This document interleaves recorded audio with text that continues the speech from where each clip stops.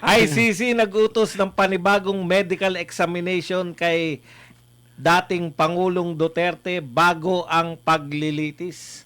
Nag-utos ang International Criminal Court o ICC ng panibagong medical examination para kay dating Pangulong Rodrigo Duterte upang matukoy kung kaya nitong sumalang sa paglilitis Ayan na nga ba? para sa mga kasong crimes against humanity.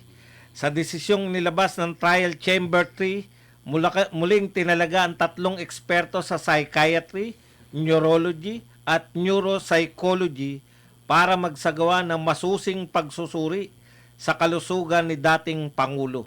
Ayon sa korte, kailangan ng isang objective assessment bago simulan ang nakatakdang paglilitis sa Nobyembre 30, 2026, lalo't ginigiit ng depensa na patuloy na lumalala ang pisikal na kondisyon ni Duterte.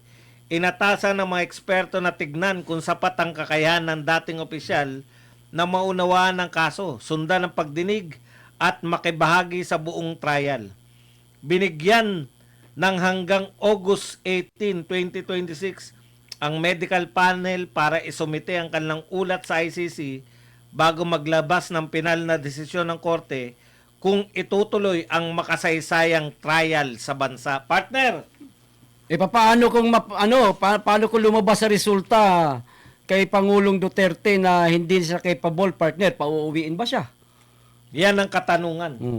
Partner, Brothers Travelers. Kasi ang sinabi dito, muling susuriin ang kalusugan ng dating Pangulong Rodrigo Roa Duterte. Mm. Ngayon, ibig sabihin, kung mapatunayan kaya na there's something wrong sa kanya hong kalusugan, ano naman ho kaya gagawin ng ICC? Meron ho ba nakalagay sa sarili nila na may provision na kapag hindi na kaya ng kapasidad ng katawan niya na sumagot sa trial ay pwede nang pauwiin? O itutuloy pa nila sa kabila ng incapacity na po ng kanyang mga pangangatawan? Dapat malaman ho ng taong bayan, partner. Ako na sasagot niyan, partner. Sige. Ang kaya lang ayon sa kanila, tanong mo, di ba? Ang kaya lang nila mag-interim release. O yung palalayain siya pero tuloy pa rin ang kaso. Yung interim release na nariyan pa rin siya, ilalagay siya sa bansa na kasapi nila, may mag-host, etc. Partner. Sa akin, partner, hindi naman tayo umaasa sa International Criminal Court na bibigyan ng patas itong si former President Duterte kasi nakailang motion na tayo, 'di ba? Puro basura, Puro no? basura, Puro denied. Pero ito, kung sakali kung magiging patas lang itong International Criminal Court kasi nung unang request ng bagong legal team ni former President Duterte na examine ulit si former President Duterte, hindi po hindi po pinaboran, binasura yung partner. Pero ito ngayon, mismong International Criminal Court na ang nagsabi na iulit natin itong medical examination kay former President Duterte. Ano kaya ang kanilang plano dito? Yun na nga. Sa pag-ulit ba, lalo lang ba nila na palakasin ang kanilang nauna ng findings na si former President Duterte ay fit to stand sa trial? Yun ang isa sa mga naisip ko. Baka gumawa na naman to para pagtibayin lang yung nauna. Kung magiging patas lang siguro itong International Criminal Court, maliwanag naman talaga na hindi fit to stand si former President Duterte. Kung sakali lang magiging patas, pag yan ang findings, na talagang hindi na pwede si Tatay Digong itatrial, matik po yan. Makikita yan ng United Nations, lalo na ngayon, meron ng kaso ngayon yung ICC sa United Nations, kasama si former President, si Pangulong Bongbong Marcos. Panigurado, pwede na po siyang gawaran ng interim release, partner. Para sa akin, partner. Inshallah. Partner Bemar. Alam nyo mga partner, ako malaki talagang duda ko na same lang din ang result nito. Alam nyo partner, nabasa ko yung nauna dyan. Sila din pala ito, yung nauna nang nagsuri kay Tatay Ibig sabihin yung magsusuri ngayon, sila pa rin yung Sila magsusuri. rin yung noon, yung mga eksperto na yan. So, Kung bias na sila nun. anong inaasahan natin? Wala. Di ba? Pero ito na lang masabi natin. Sana pagkatapos nito, halimbawa, tapos na ito lahat kay Tatay Digong, request natin yung mga doktor na yon, papuntahin kaya dito sa Pilipinas. Sila Kasi- naman ang suriin, partner. Hindi, sandali, yung mga uugod-ugod dito natin. Kasi tingnan mo ako partner, ako personally, nakasama natin si Tatay Digong. nakita ko si Tatay Digong paano maglakad. Wala na. Ito kasi itong pathology, di ba? Yung mga tungkol ito sa mga tuhod-tuhod, paglalakad. Ikita naman, partner, kung walang umaalala kay Tatay Digong, hirap na makapaglakad eh. Di ba? Oo, totoo yun. Yung time na yun, may kumplito pa siya ng mga yung maintenance niya, di ba? Eh ngayon, hindi na natin tiyak kung Wala kumplito na. pa siya ng maintenance eh. Mm-mm. So, paano natin matitiyak? Ano ang masisiguro natin ngayon na si Tatay Digong talagang sinusuri nila ng maayos at hindi nila i-reply lang or hindi nila kunyari, sinilip lang nila pagkatapos ito na rin, total, wala naman nakakaalam eh. Sino makapagsabi? Ayon nga doon sa mga komentaryo dati doon sa Korte Suprema na sino daw magpupulis sa desisyon ng Korte Suprema. Nasigwi lang ako, partner, ha? Kasi ganito sila bumanat eh. Sino na magpupulis sa Korte Suprema? Eh, sila na yung pinakamataas. Eh ngayon, sino rin mga ngayon magpupulis o magbabantay sa ICC? Walang nakakakita sa loob. Kahit nga mismong kamag-anak, halos hindi nga pinapapasok eh. Kung gusto nilang papasukin, papapasukin nila. Pero pag ayaw nila, walang nakakapasok sa loob kay Tatay Digong. So ano ang makukuha natin? Ano ang garantiya na itong tatlong ito na dati na nagsuri kay Tatay Digong, ngayon, ang resulta nila noon, mababago na ngayon sa pamamagitan na ngayon. After all, partner, 1 taon na ang nakakalipas. Mahigit. Mahigit na nandoon si Tatay Digong na alam nyo naman deteriorate yung kalagayan niya. Di ba? Lalo Correct. siyang nangihina. Correct. Mga partner, yun lang. Alam mo, partner, yan yung pagkakaiba ng yung cultural. Kaya hindi dapat makulong yung mga Pilipino dyan. Kasi tayo mga Pilipino, mapagkalinga tayo. Kahit nga yung mga nanay natin, magulang natin, na nakakalakad pa naman, may kakayahan pa, inaalagaan na natin eh. Di ba? Yun eh. Sila wala nun. Kaya yung... Partner, yung batugan ng anak, napakalakas-lakas, inaalagaan natin. iba naman yun. Totoo, di ba? Partner. Binatamaan mo anak mo, Partner. Usaping pagkalinga ng mga Pilipino. Ako, marami akong kinakalinga, partner. Tayo ka na ng foundation. Hindi, may scholar din to. Hindi, totoo naman, may marami akong ampon eh. Oo, Meron po siyang scholar pa yan. Hindi ko mga kadugo yan, pero inampon ko kasi gusto mag-aral. Gusto ko lang, pinag-aaral ko lang, partner. Ako naman, partner, bala ko dating tumulong sa mga, sa mga unwed mothers. Yun na nga ba sinasabi ko? Kaya lang, Kaso, ayoko na rin. Bakit? Nasobrahan na ako sa batas ng ina. Ayan. Partner, yan nga po, no, hindi po nararapat na yung culture. Kasi nakita ko rin po, yung mga nilitis na mga tauhan ni Hitler, naalala nyo? Ang tatanda na pala nun, nung pinatawan ng mga parusa, mga 90 anyos na. Ganun po kalupit pala sa Europe. Dito kasi sa atin, kahit na gano'n ka kasama, pero kung 90 anyos ka na, ano na yan eh, pinapatawad ka na dahil sa katandaan eh. Hindi ba uso sa kanila human rights? Yun nga po, yun yung Eh, sinasabi human rights natin eh. na, No? kaya sila pala, ganyan ang pananaw nila, yun kinukunik ko eh.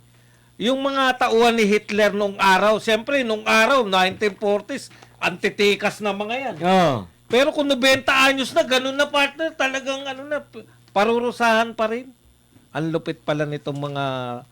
Kaya hindi po nararapat na dyan nakakulong si Tatay Digong. European country. Hindi po, hindi po yan ayun na nga. Ganyan. Next! Next! Inabot po ako ng senior moments ko habang nagsasalita. Alam mo, Sa partner, tagal. anong ko lang, partner, kahit nga sa Biblia, partner, kung magbabasa ng Biblia, may mga pataan na eh. Pag Ano pataan? ibig sabihin, mayroon na silang, paano ba, sa mga matatanda na? Respeto. Hindi, Ano? yung tinatawag bang... Pagbibigyan na lang. mayroon na ba silang... Exemption. parang may mga, ano na ba? Mm-mm. May mga tinatawag na... Anong tawag dito? Hindi ko na Sa Tagalog. Pass na lang, partner, mas madali. Ayun, pas mo na. Huwag na pilitin. Kasi nga, di ba, matatanda na eh. Hindi na... After all, ang tatanda na, hindi na nga makalakad. Tapos, di ba? Parang makakagawa ng... Sa kanila, yung grabe, yung parang yung hustisya, talagang... Di, mali na yun eh. Hindi na makatao yun, makahayop na yun, partner. At to think na si Tatay Digong wala pang kasalanan. Correct. Siya ay nagtrabaho lang dahil sa anti-droga. Ito masaklap, partner. Sige, ano yung masaklap? Ang partner? pinakamasaklap dito, si Tatay Digong po ay inosente pa rin at hindi po nahuwatolan na Yun nagkasala. Ba't di pa niya? Pero nanatili po siya sa paghihirap dyan sa piitan ho ng mga banyaga. Yun na nga eh. Partner, dito na tayo sa susunod. Ito, Mas maganda pinakamainit. May susunod pa? Oo, pinakamainit to. Nung lumabas to, partner, nagising yung mga Ah. tao dahil gabi na to nung Nawindang, natin. nawindang ang Gusto ko nga yan, Pilipinas eh.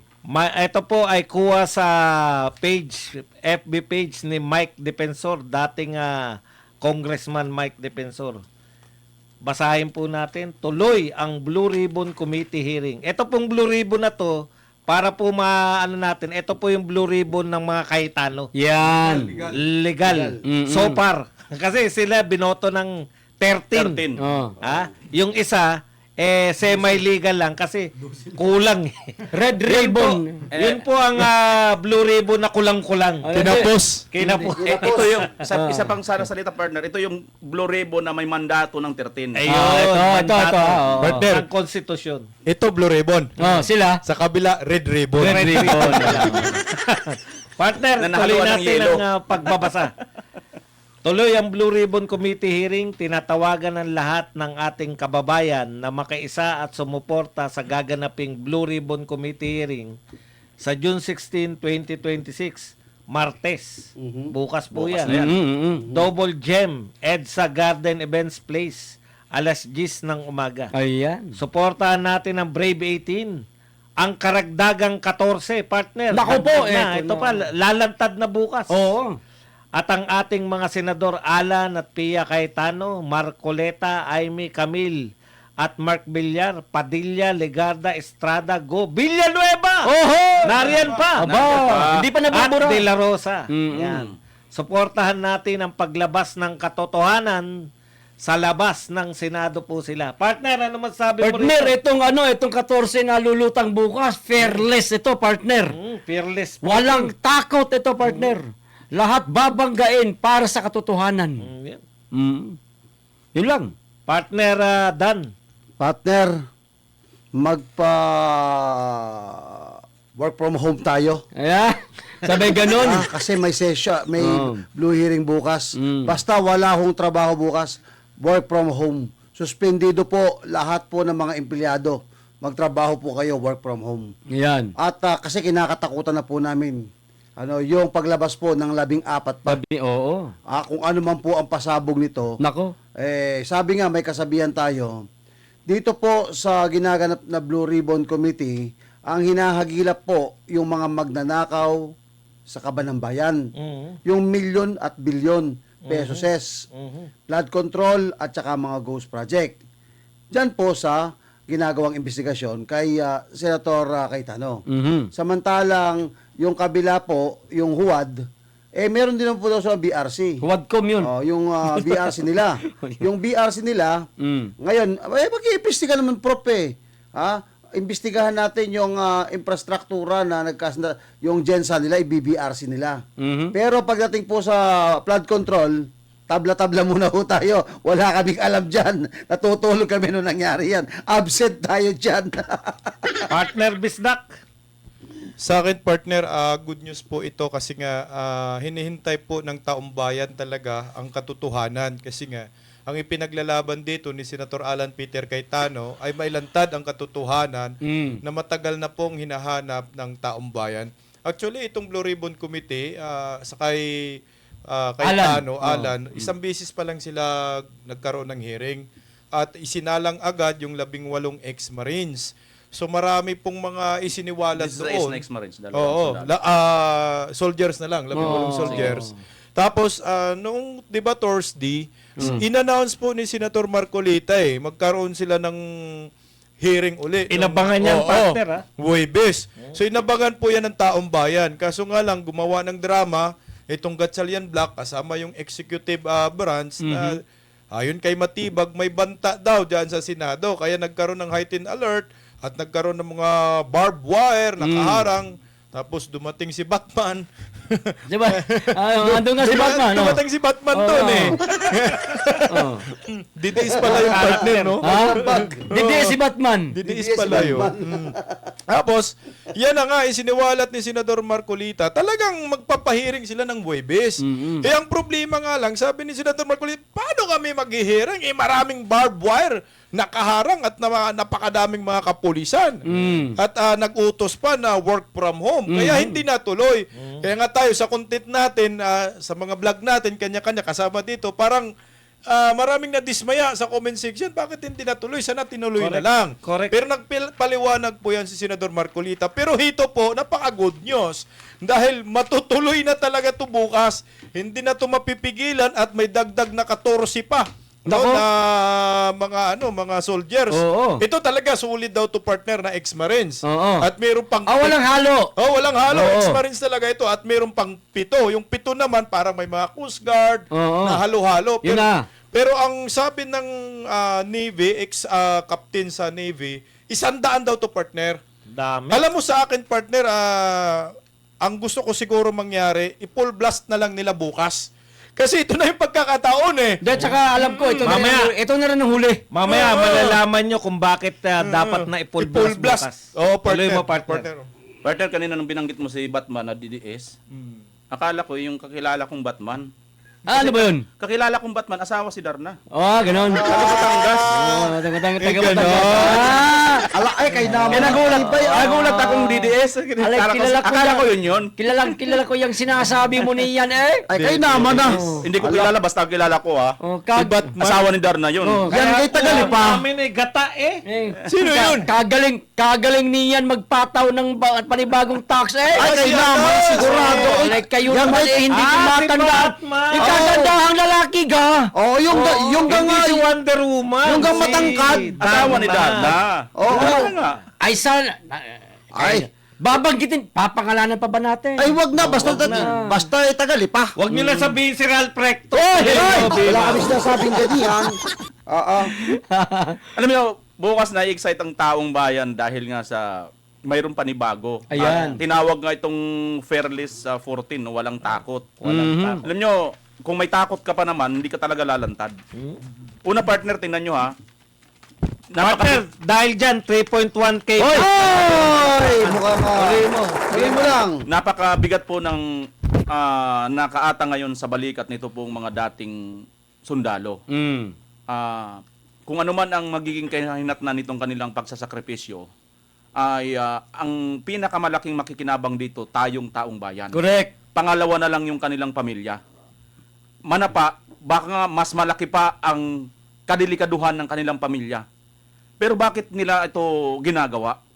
Hindi dahil sa gusto lang nila magpasikat or kumita. Nakikita na po nila. Katulad ng nauna na nating narinig kay Sergeant Gotesa, habang bit-bit pala niya itong mga mali-malita na ito, napapanood nila yung mga balita na tungkol dito sa usapin tungkol sa mga flood control. At mayroon silang isang kapamilya, kamag-anak ng kasama nila na namatay dahil dyan sa mga flood control na yan, nagkaroon ng trahedya doon sa lugar nila. Nalubog sa baha. Dahil doon, napukaw ang damdamin ng ating mga bayani. Hindi kasi nila alam, partner. Nakonsensya sila, partner. Correct. Oo. True conscience, no? Nagawa nila ito. Dahil nga, yung kanilang mandato, kahit wala na sila sa marin, nananatiling nasa puso nila yung pagiging lingkod bayan. Yun. Ang akala nila, naglilingkod sila kasi trabaho nga naman nila ito. At sabi nga ni Sergeant Cotesa, mayaman ito si Saldico, maraming business. Ang akala nito, talagang Legal yung pera. Legal yung pera at saka mga kontrata ito, 'di ba? Palitan ng pera, mga dinideliver doon. 'Yun ang pagkakala nila. Pero partner, nung matuklasan nila ito, hindi sila nanatili. Ang saklap lang, ang sakit lang kasi yung iba na mga nasa posisyon, nung naramdaman na nila na totoo itong sinasabi ng mga dating kasundaluhan natin, tila baga dinidiscredit pa nila. Yun ang masaklap dito. Pero Partner. bukas, partner, abangan na lang natin. Ako nararamdaman ko, tingnan nyo partner ng location, Oh. malapit sa EDSA Shrine. Ayun. Nako po. Malapit sa monumento, EDSA People Power Monument. Tinitingnan ko kasi ako, marunong ako sa location, di ba? Oo. Dati akong angkas, dati akong ano. Oo. Teka partner, saan magkakandak ng Blue Ribbon hearing? Doon, sa Double gem. Double gem. Double gem, So partner. hindi pala sa Senado. Hindi.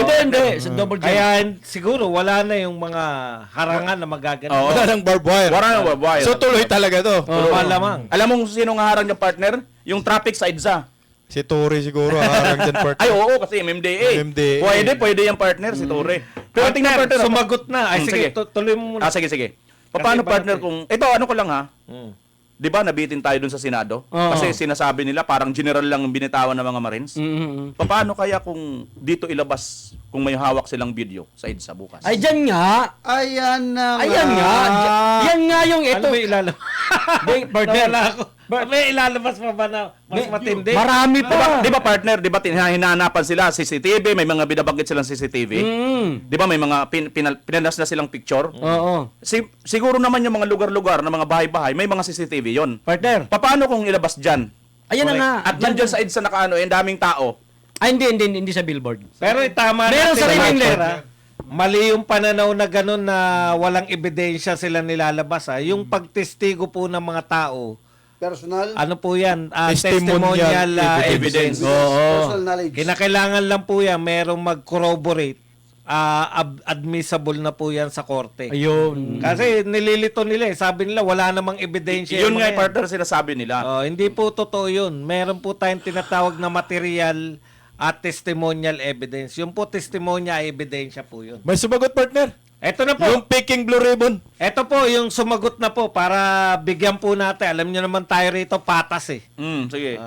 Ito po ay sumagot yung isang Patas? nagpapanggap na Blue Ribbon Committee. Patas kunwari. Oo. Sabi ko na. Histuin mo pa tayo. Kita mo nga tayo, tawag ba natin silang bayarang media? Hindi, Oh, yeah. hindi sila bayarang media. Oh, kaya nga. Nakamalita lang. 3.3k viewers na po tayo. Palakpakan natin. Ayan, oh. Official statement. Teka muna. Yan. Lumiliit eh. Oh, kaya nga. Ang Kaya hirap na. kailangan Ganyan nangyari sa akin, partner. Yan. Liit. Official statement of the Blue Ribbon Committee on the unauthorized June 16, 2026 hearing. Ayan. Yan. Ito po ay galing kay Tulfo Erwin. Ayan. The public and all concerns stakeholders are hereby advised that no hearing of the Senate Committee on Accountability of the Public Officer and Investigations Blue Ribbon Committee has been scheduled for June 16, 2026. The committee wishes to clarify that the recent announcement made by former Congressman Mike Defensor regarding an alleged hearing on said date were made without the authority and approval of the committee accordingly. The committee categorically rejects the misinformation being circulated online. For the guidance of the public, legislative proceedings must strictly adhere to establish protocols. Under the rules of the Senate, a formal 3-day notice and agenda distribution are mandatory prior to any committee hearing. The purported June 16 hearing completely bypasses this institutional requirement, rendering it illegitimate. Former Congressman Mike Defensor is neither a member of the Senate nor the Blue Ribbon Committee. Consequently, he is not privy to the official investigations of this body. He possesses no legal standing to announce any proceeding on behalf of the Senate. The Blue Ribbon Committee will not permit its name and institutional integrity to be misrepresented or utilized for unauthorized disclosures. The public is urged to rely exclusively on the official announcement and advisories from the Blue Ribbon Committee and or Senate of the Philippines. Ang nakapirma po ay si Senator Erwin T. Tulfo, chairperson. So, sa madaling salita, partner, hindi nila kinukonsider itong ipinost ni Mike Defensor. Dati pa naman nilang hindi Oo. kinikilala yung Blue Oo. Ribbon ni Ni- Pia Cayetano. Cayetano. O di, bakit hindi sila gumawa ng Blue Ribbon nila kung talagang sila? So, pakiramdam nila na sila ang lehitimong Blue Ribbon, bakit hindi sila mag-conduct din ng investigasyon at ipatawag lahat ng mga resource persons kagaya ng 18 Marines at itong 14 na ito? Bakit nananahimik sila? Bakit puro sila work from home? O hindi na tuloy matukoy kung ano ang katotohanan dito sa mga flood control na ito kung mananahimik sila. Kaya naman, ang lehitimo na Blue Ribbon ang gumagawa nito. Sa ngayon, ito talagang lehitimo ang Cayetano Black. Kaya tumigil ka na lang muna. Erwin Tulfo. Oh. Brother Dan. Alam mo, Erich at Tulfo, tama naman yung sabi mo eh. Mm. Dahil kine-claim mo, ikaw yung nasa Blue Ribbon. Wala kang pakialam dahil hawak pa rin ng majority. Ito pong kulang kasi hindi niya binanggit eh. Hindi niya tinukoy doon na sinabi niya binanggit lang defensor eh. Pero kung mapapansin natin, binanggit yung mga pangalan ni na Senator Alan Peter Cayetano, Senator Pia Cayetano, Rodante Marcoleta, at the whole Senator's majority. Dapat binanggit din niya yun. Hindi lang yung pinupuntirya niya itong si Mike Defensor. Mm. Okay. Ngayon, parang pinapalabas niya na hindi ito otorisado. Talagang hindi otorisado para sa kanila. Kasi, sila nga, sabi nila, otorisado sila eh. Pero, pinangalandakan ho nila sa buong Pilipinas eh. Sa buong media, magkakaroon tayo ng Blue Ribbon na hearing eh. Nung sumapit to ang Blue Ribbon na hearing ng araw na yon, pinagyabang pa na kailangan dumating dito yung 18 na Brave Marines o ex-military Marine. Sabi nga nung isa, nung babae na senadora, kapag hindi sumipot, pa-show cause order natin sa susunod. Nabalitaan nila. Nandiyan na yung mga Marines. Yung ex-Marines, nandiyan na. Pumapasok na, pinipigilan na. Mga kababayan, hindi po ito Blue Hearing. Ito po ay Blue Ribbon Committee hearing. Isa lang po itong pagpupulong meeting. Yung kanila. Yung kanila. Oo. O kung kalagang lehitimo po kayo, Ayan. during that time, bakit hindi po ninyo pinangalanan? Okay na ba yung boss ni Erwin Tulfo? Oo. Hindi nyo pinangalanan. Si Erwin Tulfo ba yan? Ayan, ganyan. Kaya mo. Hindi nyo pinangalanan. Pumipikit nga ako para Etong si Erwin. Blue Ribbon Committee na inyong hawak. Bagay. Bagay. Anak ka ng teteng. Ganyan niya. Iba na yun. Hindi bawal yun. Anak ka ng teteng eh. Oo. Anak ni teteng yun eh. Anak ka ng patola na lang. Yan, anak ka ng patola. Alam mo. Sa kanya ko narinig yung anak ng patola eh. Oo. Pag ginanahan to kahit na ano. Anak ka ng patola. Ayan. Yun. Ayan po. Yun na yun. Ikaw na ba? Tuloy mo na Pastebes lang. Nakikinig pa naman kami sa Erwin. Ang ganda ng wanat mo eh. Pumikit ako eh. Kaboses talaga si Erwin. Si Erwin Pingas. Yung kapitbahay namin. Anak ni Aling Lusing. Yung tendero. Tendero ng ice candy. Doon sa ilalim tuloy ng Guadalupe. Ayun. Dagdagan mo ng robust para kuwang-kuha mo. Kulang na robas. Baka to, Kung baka to bigas. nakarobas ka, kuwang-kuha mo na. Hindi, kapag nag-robos ako, titigas mo sa akin, dila ako. At dahil sa ginaya mo si Erwin, Erwin Pingas, 3.8k viewers. Grabe. na tayo. Nangiya ka pa rin ba daw? Natawa ako sa Erwin. Nakaambag din yung Erwin Pingas. Natawa ako doon sa... Iti si Grabe naman yan. Erwin Pingas. Partner sa akin, partner, no? Ang bilis naman, no? Sumagot ng kampo. Takot na takot. No, eh. takot na katakot yung Gatchalian Black. Ayan At na sa nga. pamamagitan naman ni Senator Erwin Tulfo. Alam nyo ho, hindi po natin pwedeng lituhin ang mga isip natin eh. Sa mandato po, sa Senate rules, sa konstitusyon, ang legal na Blue Ribbon Committee Chairman ay si Pia Cayetano. At ang Senate President ay si Alan Peter Cayetano. At ang subcommittee chairman sa Blue Ribbon ay si Rodante Marcolita. Sila po yung legal, sila po yung nakakuha ng 3C. Na hanggang ngayon, hindi pa rin po nakuha ng grupo ni Gatchalian yung 3C.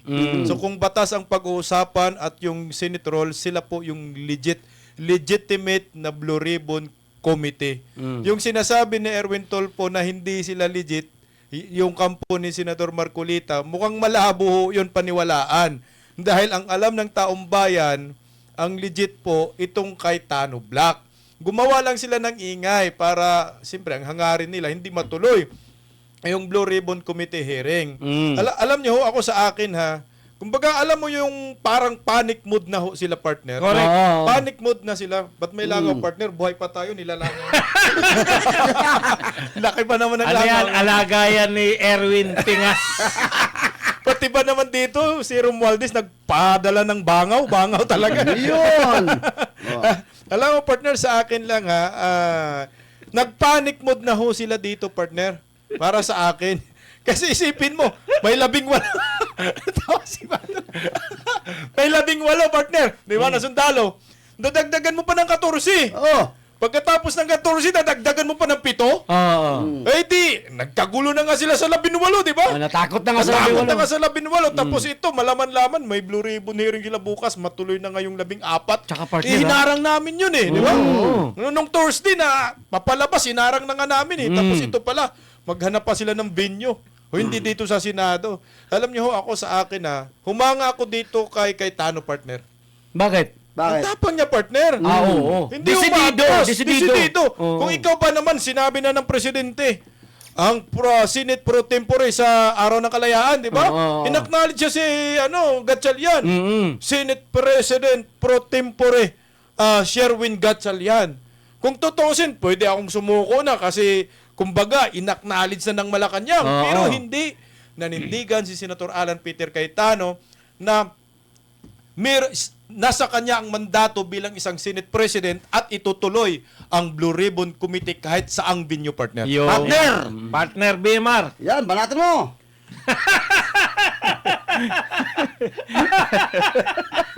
Para si Erwin Pigas pa rin. May bago ng pangalan, Erwin Pingas. Parang hirap Gusto mo marinig? Gusto nyo marinig? Sometimes, you have to bend the law Ayun. to be able to please the people. Iyan. Oh. Partner BMR, baliin mo May na. kulang, may kulang. Partner, partner, kulang sandali. pa, may kulang pa yun. Partner, Mas sandali. mataas ang taong bayan Ayan. Sige, tuloy mo. kaysa sa batas. Ayan. Partner, Partner, dagdagan mo, diretso mo. Ano ba? partner, tama na. Partner, partner, kuha pati yung angas ha. Partner, awat na partner eh. Bumagsak yung views eh. Kanina, taas na natin, 3.8 na eh. Nabawian. BMR.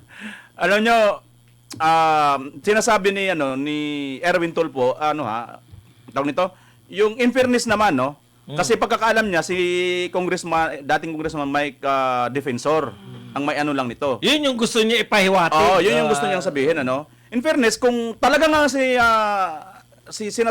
Congressman Defensor lang, wala talaga ito. Hindi talaga ito Blue Ribbon. Correct. Pero ang punto nga dito, what if kung nandyan nga bukas ang mga senador? Hindi, partner, ganito lang yan. Si Cayetano, hindi papayag yan na gamitin mo yung pangalan niya na hindi... Tatalakan ka niyan, partner. Abogado yun eh. Abogado yan, pwede ba?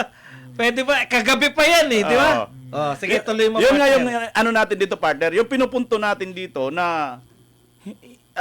Panlilin lang yan Oo. ni Erwin. Oo. Para, siyempre, para meron silang partner, alam nyo, parang maliit lang na butas, pinaanuhan nila. ma-discredit. Oo, para ma-discredit lang itong kampo ng Blue Legit. Ribbon, yung legit na Blue Ribbon. Correct. Pero, ito lang ang tanong kung kay Senator Erwin eh. Sige, sasagutin ko.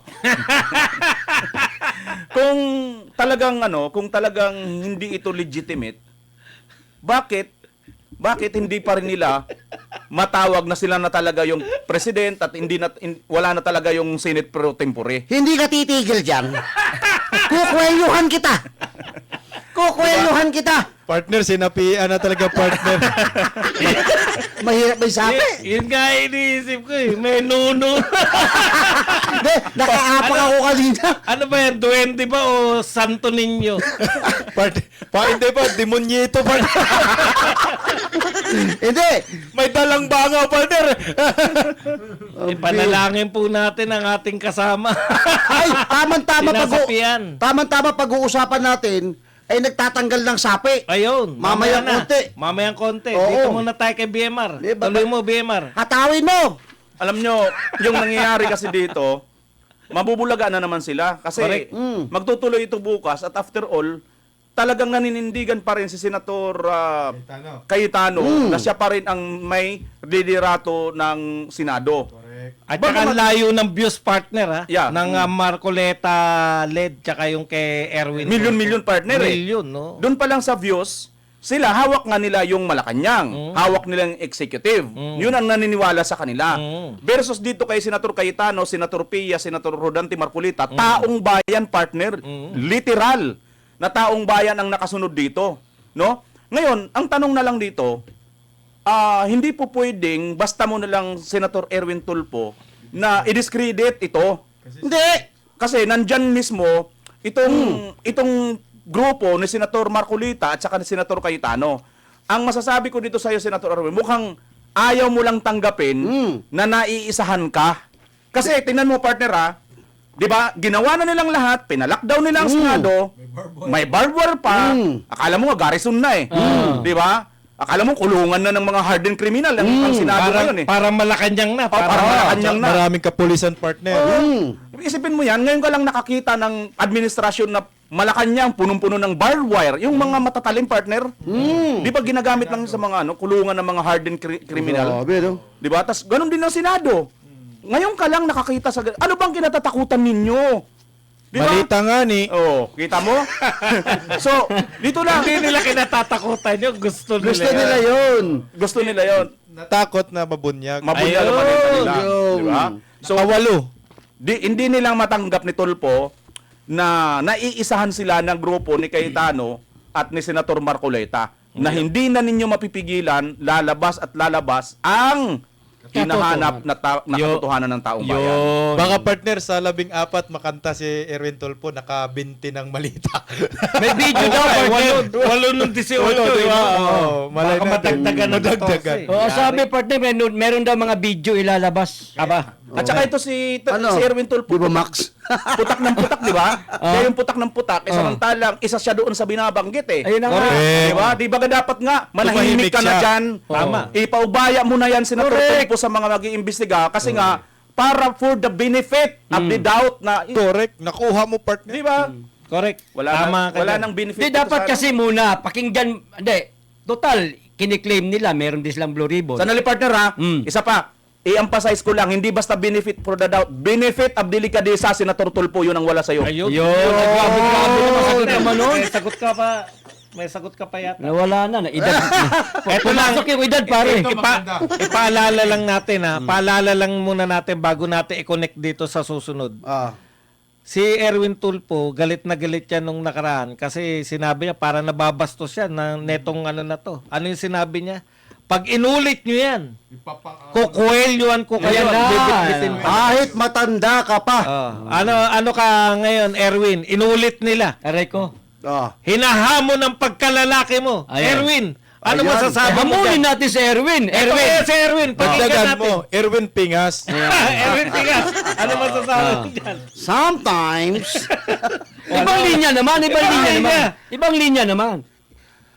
Mamaya na. Wala na, nahirapan na. Kasi nahirapan na. hindi, magsosorry sana ako Kaya lang, sorry. Sorry, tao lang po, sorry.